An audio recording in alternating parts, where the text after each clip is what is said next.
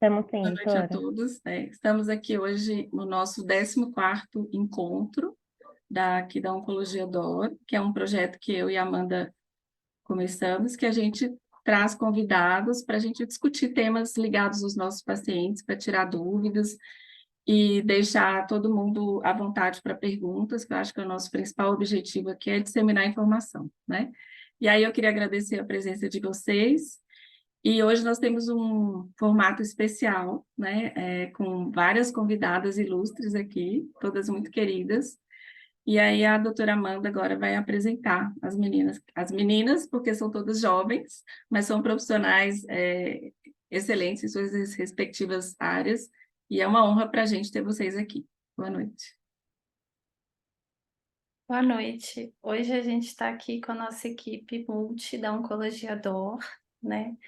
A gente está com a nossa farmacêutica Camila Nascimento, Boa noite. com a psicóloga Débora Genesini, com a enfermeira Juliane Varani e com a Boa noite. nutricionista Thalita Nardim.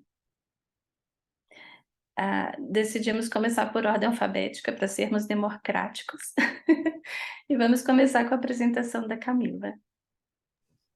Boa noite a todos. Queria agradecer a presença de todos que estão aqui hoje com a gente, para a gente poder conversar um pouquinho mais sobre, né, o nosso atendimento ao paciente. Meu nome é Camila Nascimento, sou supervisora de farmácia dos ambulatórios da Oncologia DOR, sou responsável pelo time dos farmacêuticos. A gente trabalha em todos os ambulatórios com a figura do farmacêutico dentro do posto de enfermagem, e gostaria de deixá-los à vontade para nos questionar, e sejam todos muito bem-vindos.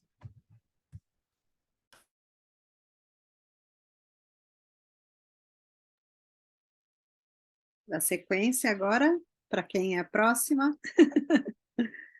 É isso, Amanda?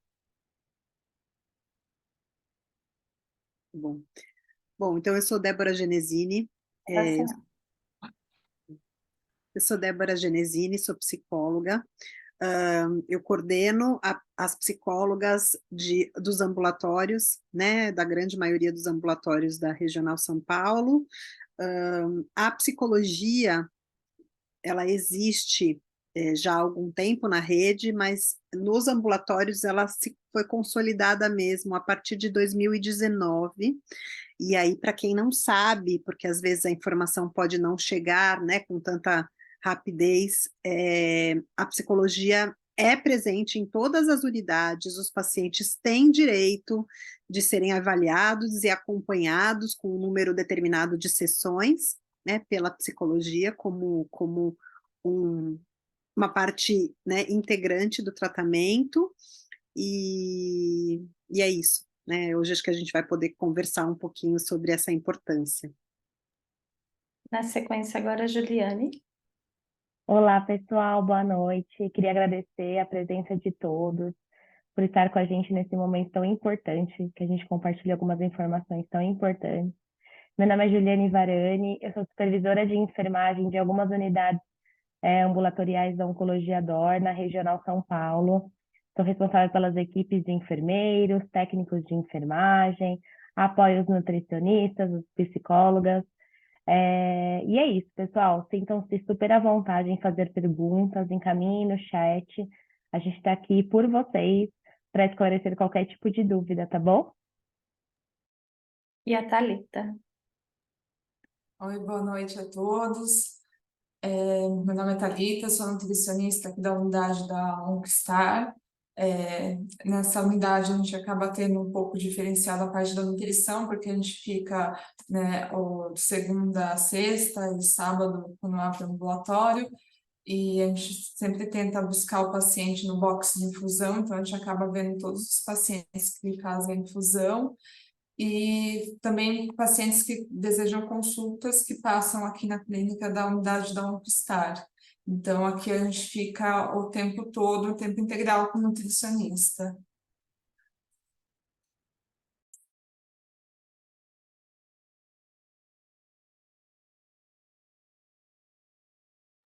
Então, hoje a gente tem um formato um pouco diferenciado, que a gente a Dani Vivas, que é da nossa equipe de administração, deu a ideia da gente fazer umas perguntas antecipadas.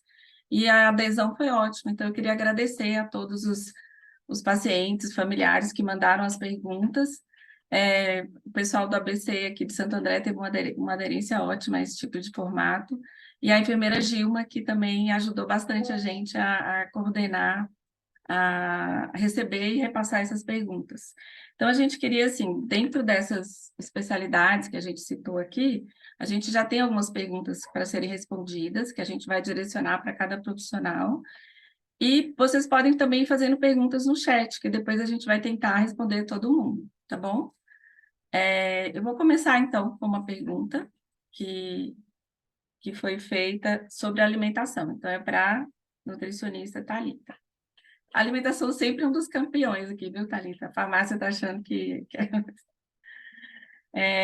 a pergunta é, quero saber um pouco mais sobre alimentação. Por exemplo, quais as maiores restrições? É uma pergunta genérica, mas eu acho que você pode responder, assim, genericamente também, porque a gente não sabe o caso dessa paciente especificamente, né? Mas em relação ao tratamento oncológico.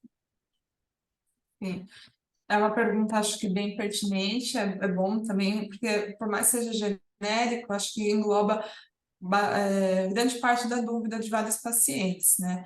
Então, a restrição maior durante o tratamento é referente a carnes cruas, peixe cru, gema de ovo mole. Então, essa é a grande restrição durante o tratamento de quimioterapia referente à alimentação, né? Tomar cuidado também com a alimentação quando for comer fora de casa ou alguns itens comprados também no mercado, como, por exemplo, a grande pergunta também que eles fazem é verduras, legumes e frutas. Eu posso estar comendo salada crua? Pode sim, desde que seja bem higienizado.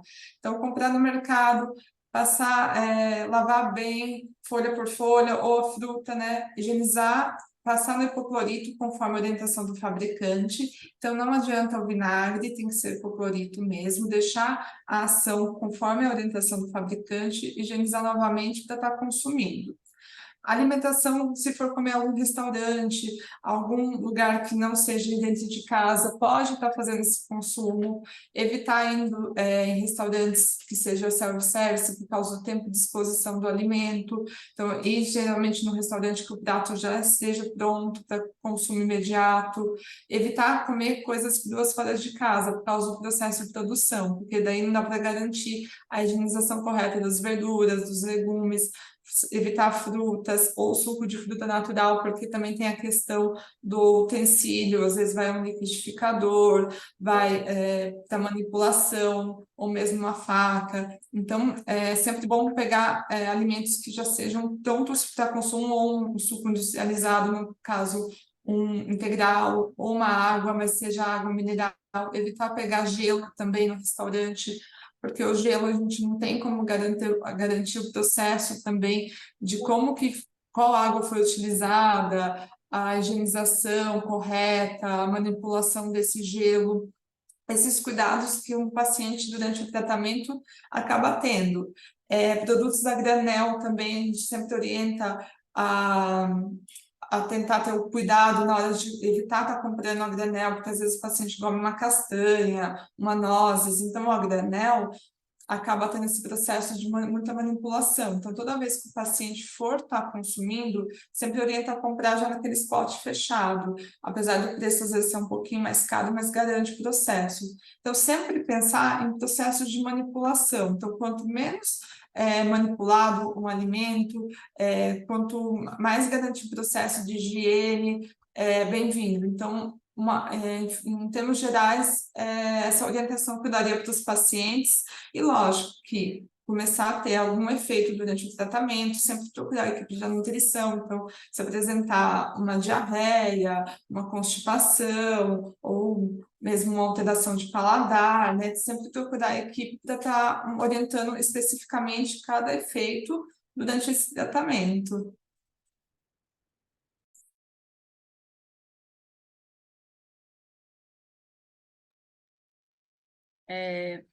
Tem alguma pergunta no chat que a gente já pode pegar e ir alternando as perguntas, Amanda? Não tem. Por enquanto, não. Não? Tá. Eu vou fazer uma pergunta agora para farmacêutica. O Ontax ou Zásio causaram uma sensação de cansaço e desânimo em quem não havia sentido anteriormente com a quimio vermelha. Essa é uma reação esperada? Se positivo, como minimizar ou reverter? O Ontax, né, para quem é o nome comercial do medicamento que a gente tem, que chama Paclitaxel, e o Zárdio é o nome comercial do medicamento que a gente utiliza, que é o Filgrastim. E como toda quimioterapia, ela por si só já pode cansar, já pode, né, produzir esse sintoma de cansaço, de desânimo, né? É esperado que isso aconteça pelo Ontax, é muito esperado que isso aconteça pelo fato de ser uma quimioterapia, pelo quadro clínico do paciente. O Zárdio, ele acaba provocando, por ele ser um estimulador, né, de resposta imune, que a gente chama, falando de um termo mais genérico, ele pode causar um pouco de dor óssea. Para que diminua esses efeitos colaterais, normalmente os médicos optam, no caso do Zárdio, algum analgésico mais comum para diminuição dessa dor óssea, e no caso dos pacientes que fazem o Ontax, que é o Paclitaxel, a gente também orienta a prática de atividades físicas, lógico, dentro do quadro clínico possível do paciente, para essa diminuição de cansaço, sempre compartilhar com o médico essas sintomatologias, uma hidratação adequada, às vezes os pacientes não se hidratam corretamente, isso também pode causar uma diminuição da fisiológica do paciente, né, da disposição do paciente, mas são efeitos que estão descritos em bula, são esperados e são manejados. A gente só precisa compartilhar essas informações tanto com a nossa equipe médica, quanto com a equipe de enfermagem, quanto com a equipe de farmacêuticos, para que em conjunto a gente possa poder fazer direcionamento, o melhor direcionamento possível para o paciente, para ter essa diminuição dessas questões que o paciente pode sentir durante o tratamento. Mas é extremamente esperado esse tipo de questionamento, ou esse tipo de queixa do paciente. Uma outra pergunta aqui para a Débora, nossa psicóloga, como lidar com o diagnóstico de câncer do ponto de vista emocional e expectativas em relação ao futuro? Não. Bom, um diagnóstico de uma doença que, de certa forma, mesmo com tantos avanços da medicina e tudo mais, ainda carrega tanto estigma, ela tem uma força muito disruptiva na vida, né? A pessoa vive uma ruptura de um senso de segurança anterior para um caminho desconhecido e que gera insegurança, né? E aí, entrar num caminho de vida sem tanto domínio do tema, sem tantas certezas, e isso desestabiliza emocionalmente. Então, a perspectiva de futuro, ela fica de fato alterada e ameaçada num primeiro momento, né? Especialmente quando a pessoa ainda não começou a jornada de tratamento. Ficam muitas fantasias, muitos medos. Uma vez que começa e se apropria daquele processo, e entende até quais são os efeitos colaterais, alguns sintomas que são também muito individuais, né? Nem todas as pessoas sentem as mesmas coisas e têm os mesmos sintomas. E a partir do momento que começa a viver e criar estratégias para enfrentar, o fantasma fica menor, fica um pouco menos ameaçador, né? A pessoa se apropria daquele processo, que antes era absolutamente desconhecido. Mas, de qualquer forma, um diagnóstico de uma doença oncológica e um tratamento, que não é um caminho tão fácil, ele imprime alguns traumas, né? Então, dali por diante, qualquer dor de cabeça, estou dando um exemplo, tá? Qualquer possibilidade de que a pessoa se sinta ameaçada, ela vai ali ter o trauma dela acionado novamente, vai falar, meu Deus, será que eu vou ter mais alguma coisa? Será que esse caminho vai acabar? Quando que eu vou voltar a ter uma percepção de que eu estou com a minha vida de volta, né? E aí a gente tenta desconstruir um pouco essa questão da vida de volta, porque o fato da pessoa estar vivendo a jornada do tratamento não significa que ela não esteja vivendo, né? É a vida dela possível naquele momento. Talvez uma vida indesejada, né? porque tem uma doença ali na jogada, mas é aquela vida. E a gente se modifica. Essas experiências, sejam elas boas ou ruins, elas nos modificam. A gente não é nunca mais a mesma pessoa de antes, independente do que nos aconteça, né? Então, é essa vida daqui por diante. E aí, a importância do fortalecimento emocional para que a pessoa saiba lidar com esses novos traumas e ameaças. Porque uma vez que, sabe aquela brincadeira daquele ditado popular, gato escaldado tem medo de água fria? Acho que todo mundo já ouviu isso, né? Uma vez que você passa por uma má notícia, você passa por, né, um tratamento, por um tempo isso vai viver, né, como um trauminha, como um fantasma mesmo. E aí a gente precisa ajudar essa pessoa a conseguir se fortalecer emocionalmente, né, a lidar com as vulnerabilidades da vida, que todos têm as suas, né, para que ela possa, apesar do tratamento, apesar de, já terminei o tratamento, estou só agora numa manutenção, ou tenho um tratamento contínuo, porque minha doença está estável e eu tenho uma condição crônica, como viver, né, apesar disso tudo. E aí, às vezes, não dá para encarar essa sozinho, e isso não é sinal de fraqueza, tá, gente? Eu preciso de ajuda porque eu sou fraca. Muito pelo contrário. Reconhecer os sentimentos, os limites, as dores, as dificuldades, as facilidades, isso é força, né? Acho que falei demais por enquanto. Não, ótimo. Quanto melhor, mais informações, né? Amanda. Estou acessando aqui as perguntas para Camila sobre a imunoterapia. A imunoterapia faz reter líquido e dar dor nos ossos? Oi, gente. Faz, né? A imunoterapia, a gente tem alguns medicamentos que são de algumas classes diferentes que compõem a imunoterapia, então a gente tem alguns anticorpos monoclonais e eles causam edema, tá? Eles causam edema generalizado, edema periférico, então é comum o paciente sim reter líquido, é importante ele relatar isso até para que a gente possa verificar outras comorbidades, para que a gente possa entrar em contato com outras equipes em que o paciente possa estar acompanhado, para que a gente possa fazer algum tipo de ajuste, se necessário. E ele também pode causar dor óssea, sim, tá? Então, é relatado em bula, é uma reação muito comum da imunoterapia, esses dois tipos de reações adversas, mas elas são manejáveis. Desde que a gente compartilhe isso com a nossa equipe, elas são manejáveis, tanto a dor, com analgésicos mais comuns, quanto a questão do edema, em que a gente pode, junto com algumas outras equipes, fazer alguns manejos de volumes, alguns manejos de diurese, a gente consegue fazer, sim, uma atenção para que o paciente se sinta mais confortável durante o tratamento.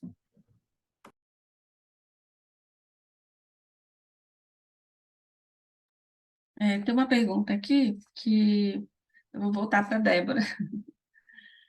Na verdade, eu acho que é mais um comentário, assim. É uma pergunta e um comentário. A paciente perguntou: é comprovada a influência do estado emocional nos pacientes oncológicos? E ela continua assim: a Rede Dora oferece um apoio psicológico apenas na clínica da JK. Por que não ampliar e aprofundar, oferecendo o tratamento psicológico contínuo? Aí eu acho que é uma oportunidade de você esclarecer melhor como funciona, né, Débora, Acho nas que outras unidades. começo nesse complemento, as outras unidades têm, sim, também psicólogas. Talvez a JK tenha psicólogas mais dias por semana, mas não é a única unidade. Isso não significa mais horas por semana, talvez seja mais uma coisa de diluição de horário, né? Então, todas as unidades têm, todos os pacientes têm direito. Muitas vezes, nossos critérios, às vezes a gente tem um encaminhamento pela própria equipe, por um rastreio que a equipe faz, pode ser a nutricionista, pode ser a enfermeira, farmacêutico, médico, tem a nossa busca ativa, mas também pode ter a solicitação do próprio paciente ou familiar junto à equipe. Pode chegar para a enfermeira de referência ali e dizer, olha, ou mesmo o esquema de agendamento, né, com as secretárias, enfim, com o pessoal do administrativo, e as agendas são abertas e todos têm esse direito, tá? Então, eu não sei de que unidade veio essa pergunta, mas que legal que chegou para a gente poder esclarecer isso. Olha, existem muitos estudos, sim, que mostram, porque nós somos uma unidade, né? Unidade, uno. Não existe assim um fragmento, então é o meu corpo, a minha mente, o meu espírito, o meu emocional, né? É uma unidade só. Então, o que abala o meu físico, automaticamente vai abalar o meu emocional. O que abala o meu emocional pode comprometer o meu físico. Isso não significa, é um trabalho que eu tento muito desconstruir, que, porque eu fiz escolhas equivocadas na vida do ponto de vista de enfrentamento emocional, porque eu me expus a uma quantidade muito excessiva de estressores, isso única e exclusivamente que me adoeceu, né? Porque eu acho que isso é muito pesado e até um pouco cruel, porque assim, além de eu estar doente, isso foi culpa minha porque eu não soube lidar com a minha mágoa, com a minha raiva, com as minhas emoções, né?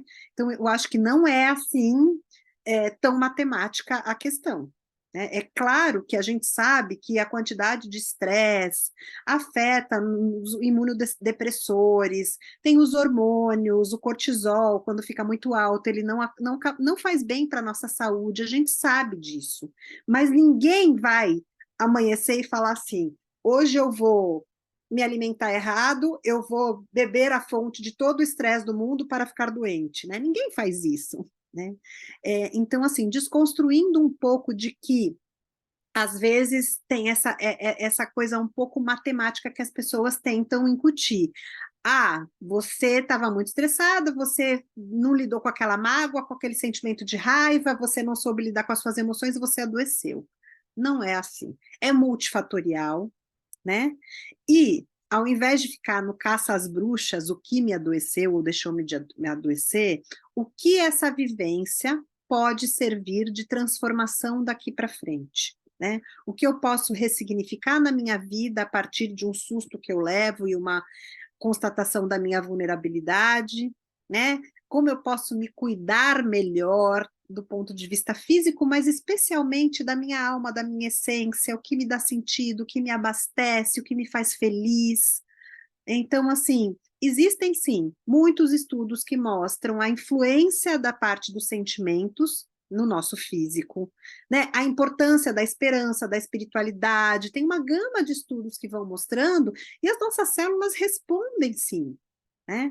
Se eu tenho um abraço potente, me sinto feliz, eu tenho uma liberação de dopamina no meu organismo, do meu cérebro, e eu vou me sentir melhor, né? Então, tem uma correlação muito grande corpo-mente, mas que não fique essa coisa muito estanque de que, assim, não lidei bem com as minhas emoções, por isso adoeci, né? Não é tão simples assim. O mais importante é olhar para a vida possível e tentar fazer dela, né, o melhor. E eu acho que é esse o objetivo. Ninguém passa tão ileso assim por uma vivência de dor, né? A gente sempre repensa de que forma dá para ser melhor, né? Não porque sejamos ruins anteriormente, mas assim, às vezes a dimensão do tempo, da urgência, da felicidade, isso vira, né?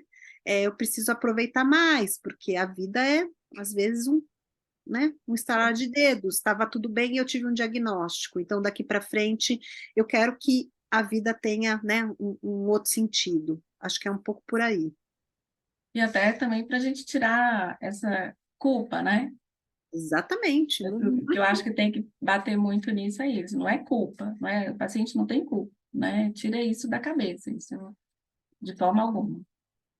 Aline, você sabe que, assim, as pessoas, além de estarem muito machucadas pelo diagnóstico, elas sofrem muito, porque as pessoas não vêm com um manual de instruções, eu sempre falo isso, né? De que, assim, o que dizer ou não dizer para quem está passando por um tratamento ou recebe uma má notícia.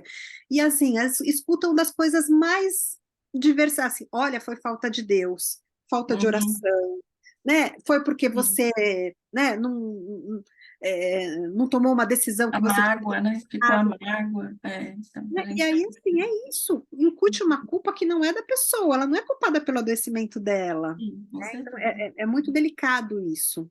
Uhum. Amanda Bem, tem... aproveitando a sua resposta, a Cláudia Pereira escreveu aqui no chat que quando ela teve o diagnóstico, realmente ela ficou sem chão, mas primeiramente ela teve fé, acreditando no protocolo usado pela médica, iluminada por Deus, e quis viver. E, na verdade, a mensagem que ela diz é viver um dia de cada vez. Eu não me canso de dizer o quanto a psicologia acho que todo mundo deveria ter um apoio com a equipe de psicologia e realmente nesse momento, né, que o paciente vive, as palavras que as psicólogas direcionam aos pacientes realmente trazem um conforto no nosso coração incrível. Tem uma pergunta para a Thalita, são 3 perguntas, na verdade. Se o açúcar realmente faz mal, se pode mel, que é natural, da natureza, e o suco verde, se faz bem para a imunidade mesmo. O açúcar é uma grande polêmica que vários pacientes acabam trazendo para a nutrição, né? Tem pessoas que acabam chegando e falam assim, não pode comer açúcar, porque o açúcar alimenta a célula do câncer, faz crescer o tumor. E não é, o açúcar em si, ele vai gerar energia, mas gera energia para o corpo todo, né? Então, não é um açúcar específico que vai fazer mal para o seu tratamento. O que vai fazer mal é você comer o excesso do açúcar, como qualquer alimentação, quando a gente está. Qualquer dieta, pessoas que estão se alimentando de forma corriqueira, né? O excesso vai fazer mal. Então, não precisa restringir totalmente o açúcar, porém, se conseguir estar tirando aquele excesso de açúcar, o doce, refrigerantes, que tem açúcar, né? O açúcar de adição também num café, num chá, e conseguir consumir puro, melhor, né? O mel pode sim substituir, mas tem que ser pasteurizado, junto com o selinho do Ministério da Saúde, que tenha, não aquele mel que você compra caseiro do vizinho, né? Então tem que ser um mel pasteurizado de preferência. Então, pode ser consumido também com moderação, não pode ser consumido de forma sem, sem critérios. Se consumir toda hora mel, né? Então, moderação, um pouquinho de mel, às vezes, em determinado horário do dia, não vai fazer mal. O suco verde, né, que também é outra questão que os pacientes perguntam sobre a imunidade, né, o que pode estar fazendo, o que pode estar consumindo, se o suco verde ou determinado alimento vai subir a imunidade. Não é um alimento específico. Um único alimento, ele não vai fazer o efeito no organismo. É o quê? É um conjunto da alimentação. Então, sim, eu posso consumir um suco verde porque vai ter vários nutrientes ali junto. Então, tem a couve, o limão, às vezes vai abacaxi, vai outra verdura junto. Então, esses nutrientes vai ter um benefício para o nosso organismo. Porém, individualmente, um único alimento não vai trazer benefício nenhum. Então, sempre que possível, tentar variar o tipo de verduras, legumes e frutas que está sendo consumidos, porque isso sim vai trazer uma imunidade melhor para o nosso organismo. Então, consumir menos açúcar e dar preferência à variação de verduras, legumes e frutas. E, se possível, uma fruta sempre rica em vitamina C, laranja, mamão, acerola, pelo menos uma vez ao dia, porque isso vai trazer, ajudar nessa questão da imunidade, né, por ser rica na vitamina C, mas um único alimento específico não tem um benefício comprovado ainda. lembrar, né, Thalita, que a imunidade, a gente recebe muito pedido dos pacientes, me dá um remédio para melhorar a minha imunidade, né? E a imunidade é uma construção, né? A imunidade é tudo que a gente faz ali de tijolinho durante o dia, durante a noite, dormindo bem. É claro que durante um tratamento, muitos desses pilares são afetados, né? Mas não existe um único pílula, um único alimento que vai conseguir melhorar a imunidade, digamos assim, mesmo de quem já acabou o tratamento. Então, é tudo uma construção, o exercício físico, o repouso, o tratamento das emoções, cuidar, né, como um todo, na verdade, espiritualidade, é as relações, é a alimentação, então é tudo junto.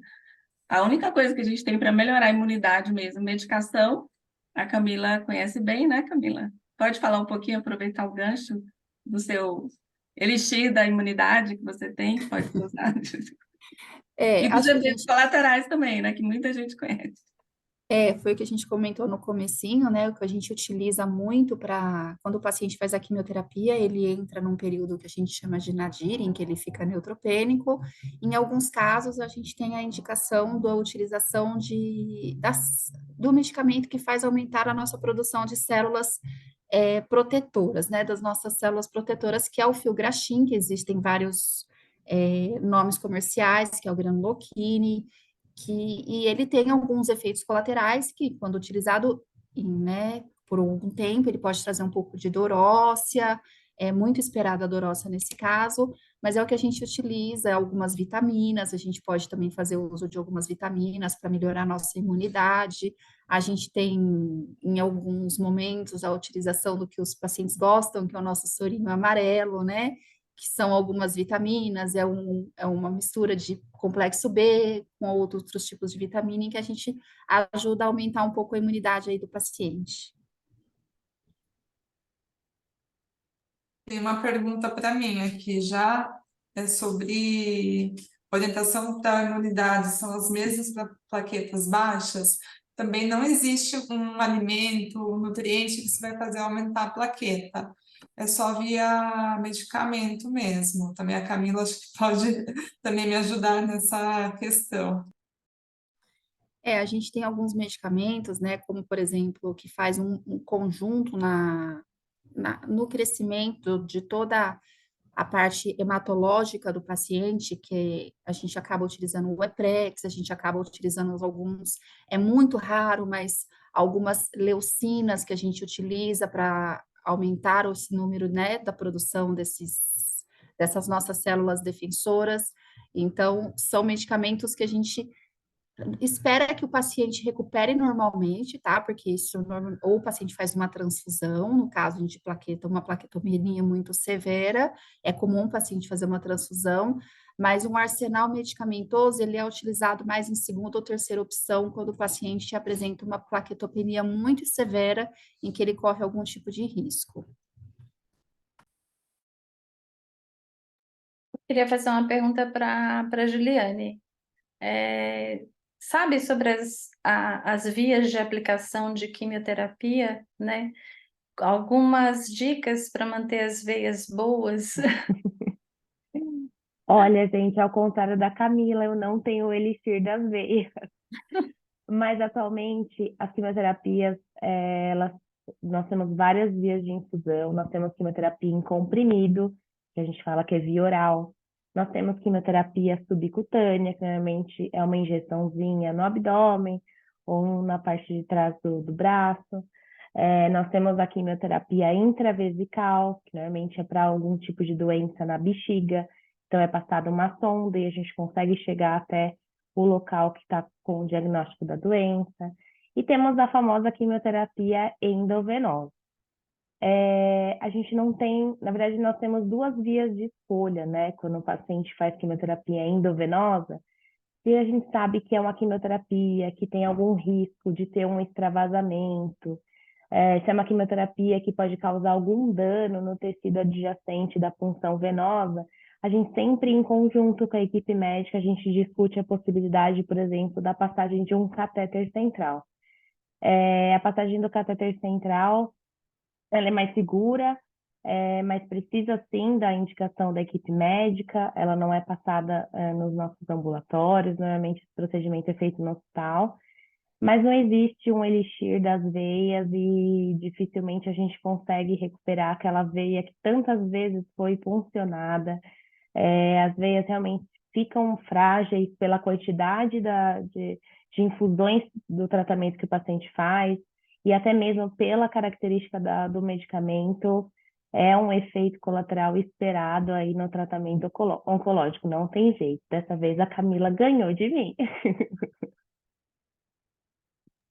Mas é importante lembrar, né, Ju, que a hidratação também ajuda muito o paciente nesses Sim, sim. momentos.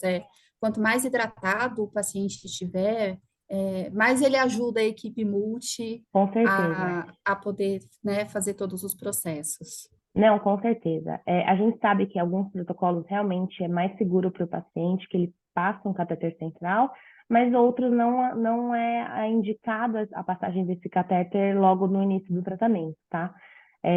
Existe sim como forma de estimular, né, que essa veinha seja preservada, que é sim a hidratação. Hidratação a gente fala mesmo que é com água, com chá, com bebidas mais naturais possíveis, né? E isso ajuda sim, tá? O aparecimento dessas veinhas. Ô, Ju, você pode falar um pouquinho sobre a touca da crioterapia? Posso. Existem alguns protocolos de quimioterapia para alguns diagnósticos específicos que a queda do cabelo é mais esperada, né? Então, quando a gente fala em quimioterapia e efeitos colaterais, a gente tem que entender que a quimioterapia ela vai atrás de uma célula que está se reproduzindo muito rápido, que é o tipo do câncer. Só que no nosso corpo, normalmente, isso acontece a qualquer momento, existem células boas também que fazem essa reprodução muito rápida também. E normalmente a quimioterapia não sabe quem é a célula boa, quem é a célula ruim que ela tem que atacar. E quando a gente tem essa quimioterapia que tem a queda de cabelo muito agressiva, nos nossos ambulatórios, uma das opções, em conjunto com a equipe médica, é fazer a crioterapia. A crioterapia nada mais é do que o congelamento do folículo piloso, para que no momento da infusão da quimioterapia a gente não tenha perda aí da divisão celular nesse local em específico. Então, a touca é um congelamento mesmo, é uma touca fria de resfriamento capilar, que ela é feita em toda a sessão da quimioterapia que tenha maior potencial alopeciante, que a gente fala. Então, vai fazer a quimioterapia, normalmente é a vermelhinha que os pacientes falam. No momento da quimioterapia vermelhinha, a gente coloca a touca, faz um preparo do couro cabeludo e também após a infusão do medicamento, também o paciente fica mais um pouquinho com a gente nesse congelamento aí. A gente tem que lembrar, né, que não funciona para todo mundo, né, Ju? Não tem E jeito, que gente. e Ela pode tem ser sim, bem desconfortável, né, também, porque sim, sim. muita gente não aguenta o tratamento, que é bem difícil, né? Existem várias tecnologias hoje em dia Aham. para fazer a crioterapia. É uma touca mesmo, gente, que coloca na cabeça. Fica um vento muito gelado, então ela tem um barulho excessivo, tem um desconforto pela temperatura que é colocado no couro cabeludo do paciente. E não tem jeito, a gente sabe que existe ainda, mesmo assim, um risco do cabelinho cair. Uhum. Obrigada, Ju.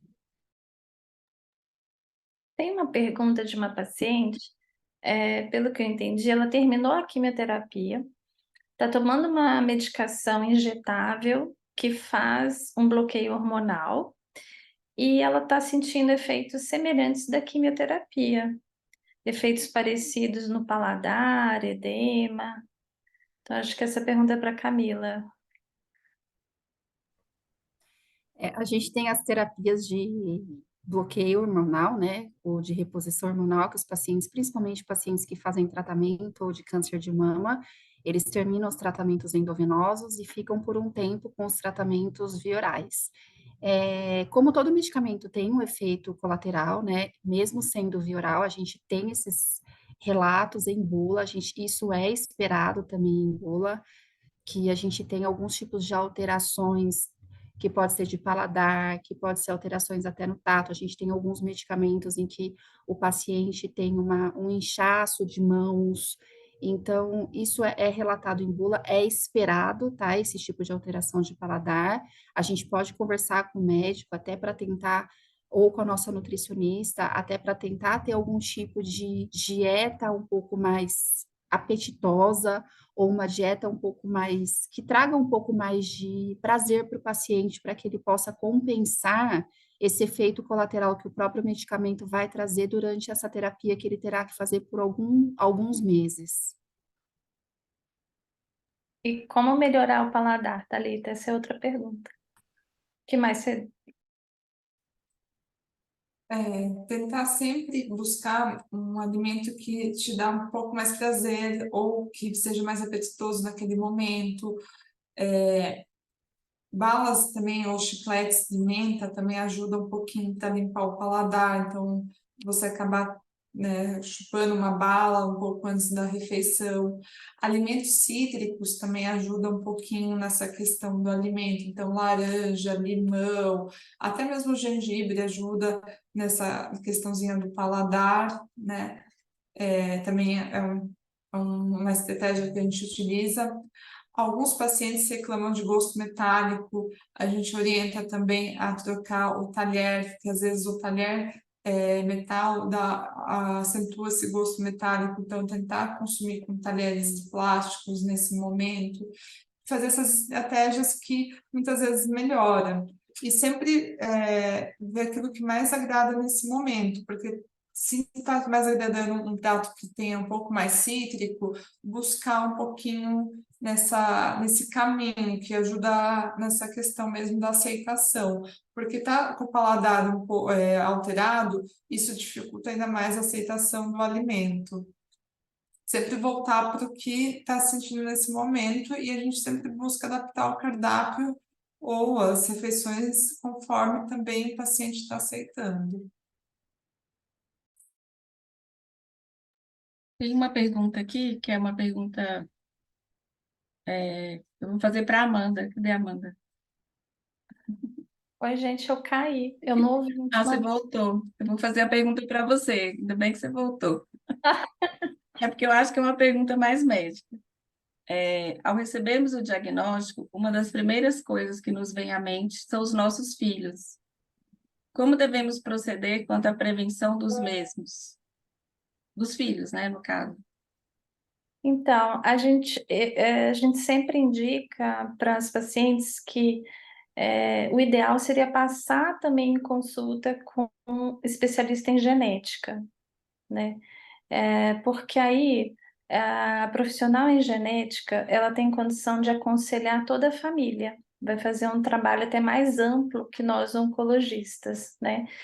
E aí a geneticista vai levantar o histórico familiar da paciente com relação às doenças neoplásicas da família.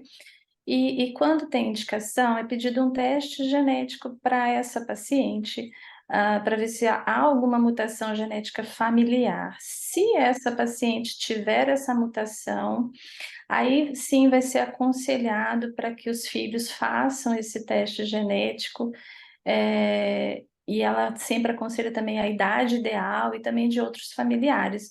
Então, eu acho que essa é uma prevenção bem específica, né?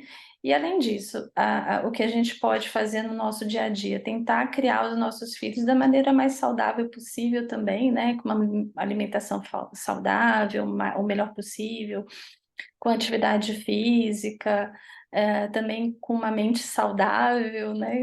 Muitas vezes é preciso o apoio da psicóloga também para os filhos, para as crianças, né? Também é um conjunto multi também para a nossa família, né? E lembrar que a grande maioria dos tumores não são hereditários, né? Então, essa preocupação é uma preocupação que deve ser mais genérica com a saúde, como a Amanda falou, e não específica em relação ao câncer que a pessoa teve, né? E quando o câncer tem características de ser hereditário, o oncologista vai sinalizar e vai indicar a consulta com o oncogeneticista, conforme a doutora Amanda falou. Muito bom.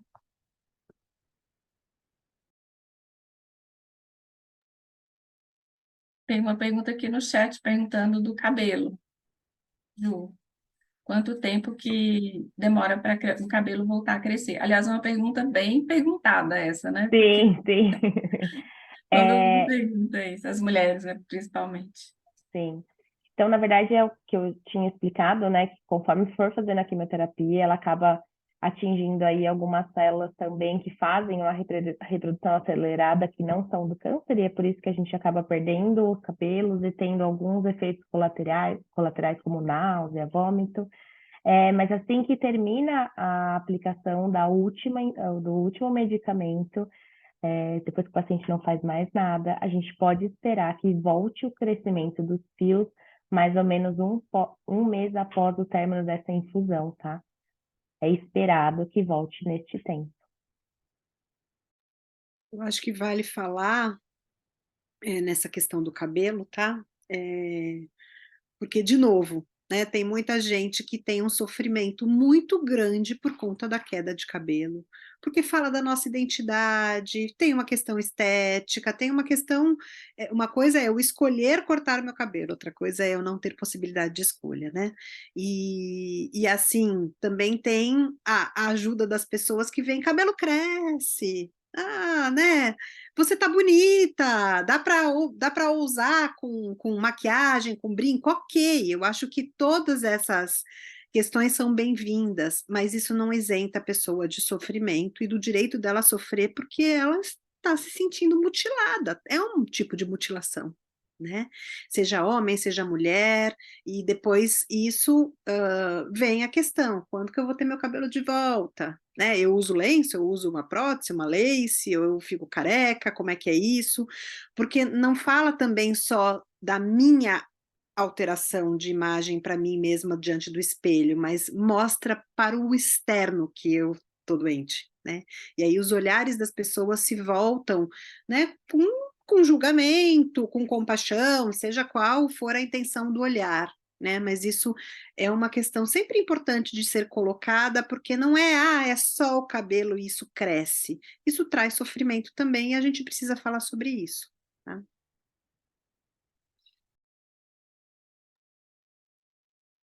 Ju, vou fazer uma pergunta para você. Eu acho que essa pergunta foi motivada. A gente teve na imprensa, né, uma divulgação de um tratamento com Carticel, né? E aí tem um paciente que colocou uma pergunta aqui. O tratamento Carticel, ele é experimental, ele é aplicável a câncer de próstata? Perfeito, doutora. Esse tratamento é extremamente novo, tá?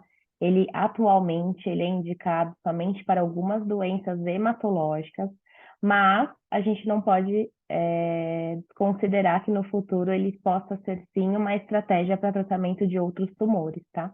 Então é um tratamento extremamente novo. Eu acho que daqui para frente a gente vai ter várias divulgações do tratamento, inovações, estudos que serão divulgados aí para tratar outras doenças que não as indicadas atualmente, tá bom, doutora? Tinha uma pergunta também para Camila, de uma paciente que está em uso de Keppra. E ela sente dores de cabeça todos os dias e às vezes bastante desânimo. O Keppra, ele é um anticonvulsivante, né? Alguns pacientes podem fazer uso em alguns tumores neurológicos ou até por outras comorbidades. E como todo anticonvulsivante, ele pode trazer um pouco de sonolência, tá? Como efeito colateral. Os anticonvulsivantes trazem como sonolência. Eles trazem também astenia, que é a questão da perda da força muscular, que o paciente pode apresentar um pouco de perda de força muscular, então isso acaba impactando também na disposição que o paciente tem, e é relatado muito comum, sim, a questão da dor de cabeça, tá? Para os anticonvulsivantes, isso é muito comum, é a dor de cabeça. Tem uma pergunta aqui para a Débora. Eu estou badiando a Débora. Existem pesquisas ou estudos que possam indicar possíveis efeitos positivos da absorção de fármacos quando associado a um acompanhamento psicoterapêutico? Acho que é essa a pergunta. Pesquisas muito específicas, assim, da associação de determinados fármacos mais psicoterapia igual a resultados mais positivos, não, tá? Pelo menos eu não tenho acesso, não sei se a Camila, mas assim, é uma coisa muito específica mesmo. É bem interessante pensar isso, aliás, né? Do ponto de vista do tratamento oncológico, né? O que a gente tem, às vezes, é alguns estudos de antidepressivos, ansiolíticos, mais terapia, né? Com a efetividade melhor na resposta, né? A esses quadros psíquicos, psiquiátricos, enfim. O que a psicoterapia pode colaborar e muito.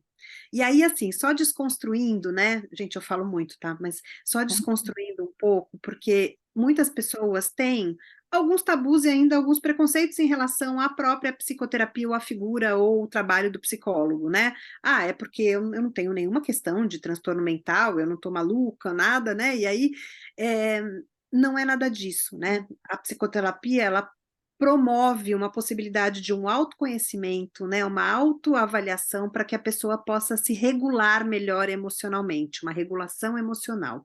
E quando a gente passa por uma situação de crise, a gente precisa da regulação emocional, e a doença é uma crise, né? Então, é um apoio, é um suporte. E aí, quando você está cuidado do ponto de vista emocional, né, com um pouco menos de estressor, com um controle melhor de estresse e de sofrimento, você vai para o tratamento um pouco mais tranquilo, né, um pouco mais leve, um pouco mais aberto. E isso faz com que você receba todos aqueles cuidados, né, também com mais leveza, com mais entrega, com menos resistência e sofrimento, né? Não precisa, não estou falando que é super prazeroso ir fazer uma quimioterapia, né? Ninguém chega lá pulando e falando, vim fazer uma quimioterapia, né? Tem um peso disso, mas quando você está emocionalmente mais organizado, você consegue receber, né, se conectar com o tratamento e com a equipe de uma outra forma. Fica uma situação que tem o desprazer, obviamente, né, mas que tem também um lado que por que não agradável, né, de encontrar pessoas que se preocupam comigo, profissionais que conhecem a minha história, né, que se dedicam ao meu cuidado, e aí a adesão ao tratamento fica melhor mesmo, né? Então, assim, o que a psicoterapia pode promover é que a pessoa olhe para aquela situação com um pouco menos de ameaça, de insegurança, de estresse, ela receba melhor aquele cuidado, né? Mas acho que pesquisas assim tão elaboradas não existem ainda, né? Quem sabe? Tem uma pergunta aqui ainda que fizeram agora, que é para a Juliane, enfermeira Juliane. A pergunta é sobre o portocate. Existem vários tipos de portocate. Queria que você explicasse um pouquinho quando que vocês sinalizam para o médico, às vezes, e como que é o processo de manutenção, entre aspas, né, do portocate. Perfeito. Antigamente nós tínhamos apenas um tipo de catéter, né? Que era aquele catéter que suportava aquela pressão e nada mais que isso. Hoje em dia a gente tem um catéter que ele resiste a uma pressão maior, tanto que até alguns tipos de procedimento com contraste, que vai numa bomba de infusão, é possível suportar, coisa que antigamente nós não tínhamos essa tecnologia. Então, falando de tipos de portocate, a gente tem atualmente dois tipos que usualmente inserido em nossos pacientes, que é o catéter portocate normal e o power portocate, que aguenta uma pressão maior. E aí tem os tamanhos, né? Então, o paciente mais emagrecido tem um tamanho diferenciado, às vezes um tamanho infantil, que tem a mesma funcionalidade, né? Isso não é impeditivo de uso por ser infantil ou não, é apenas o tamanho.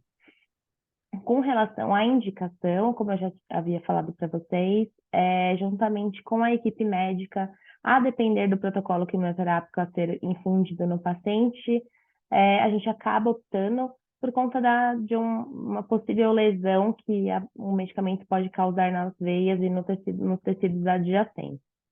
Quando o paciente termina o protocolo, ele faz a última aplicação de quimioterapia, a gente tem que fazer uma manutenção nesse catéter, que nada mais é do que uma punção com uma administração de soro fisiológico numa certa pressão, para que não fique nenhum resíduo no trajeto do catéter.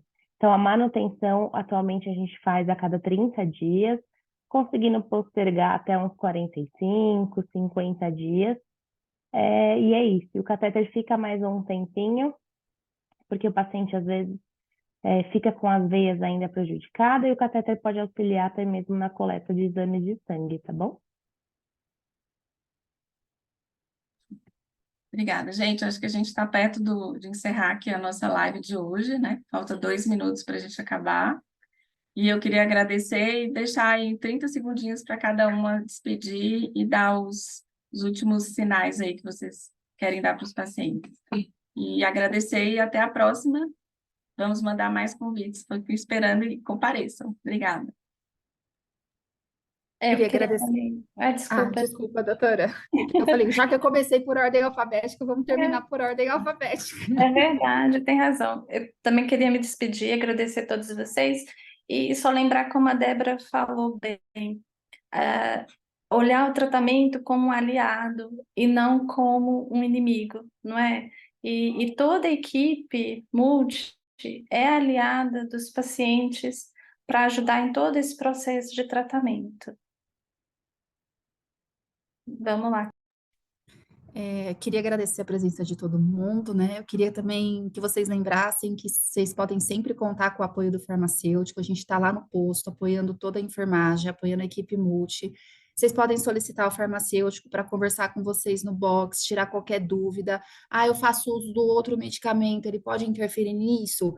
A gente está lá para apoiá-los, a gente está lá para orientá-los, tá? A gente sempre vai estar à disposição. Então, assim, contem, sempre todos os nossos ambulatórios, a gente tem um farmacêutico que fica lá à disposição no posto de enfermagem, vocês podem contar com eles, tá bom? E queria agradecer a presença de todos, muito obrigada. Eu acho que reforçar que nada é bobagem, tá? Assim, é bobagem, eu não quero incomodar a equipe, porque talvez seja uma pergunta sem grande importância. Não, a gente está falando da vida de cada um, né? E do sofrimento e das dúvidas, e o sofrimento é sempre uma urgência, né? Então não se constranjam, contem com a equipe o tempo todo, porque vocês não têm obrigação nenhuma de saber tudo, né? Esse caminho desconhecido aí que vocês estão trilhando, mas saibam que vocês têm várias mãos aí para ajudar nesse processo aí dessa caminhada, nessa travessia. Tá bom? E lembrem, tem psicologia em todas as unidades. Chegam lá e falam, eu quero, tá bom? É isso aí, Dé. Pessoal, eu queria agradecer imensamente a disponibilidade de todos que estão aqui com a gente. Dizer que sim, nós somos um time, que nós atuamos a todo momento juntos, juntos com a equipe médica, juntos no aplicativo da Oncologia Dora, apoiando vocês tanto nos ambulatórios quanto em casa. O que vocês precisarem, contem com a gente. Nossa equipe está preparada, ela é capacitada para esclarecer qualquer dúvida.